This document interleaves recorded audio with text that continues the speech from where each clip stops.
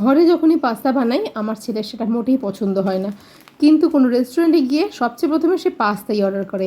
আজকে একদম রেস্টুরেন্টের স্টাইলে পাস্তা বানানোর চেষ্টা করছি। আমি বানাচ্ছি সুজির পাস্তা।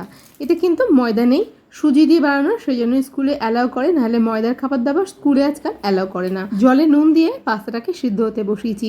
পাস্তা সিদ্ধ হতে কিন্তু বেশ অনেকটা সময় নেয়। এরই মধ্যে সসটা বানিয়ে নিচ্ছি। তার জন্য নিয়েছি বেশ অনেকটা পরিমাণ পনির। আমি এখানে ছানা ব্যবহার করেছি আসলে।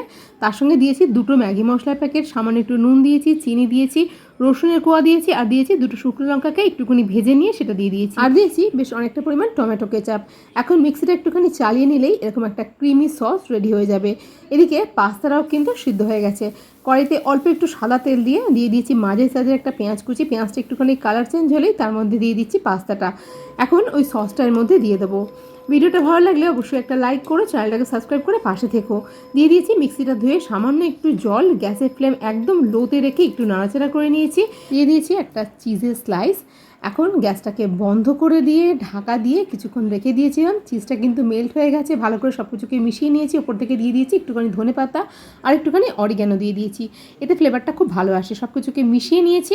এতটাই টেস্টি হয়েছিল, রেস্টুরেন্টের টেস্টও এর কাছে একেবারে ফেল। তোমরা অবশ্যই এভাবে একবার বানিয়ে দেখো, আর কেমন লাগলো রেসিপিটা সেটা কিন্তু আমাকে জানাতে ভুলো না।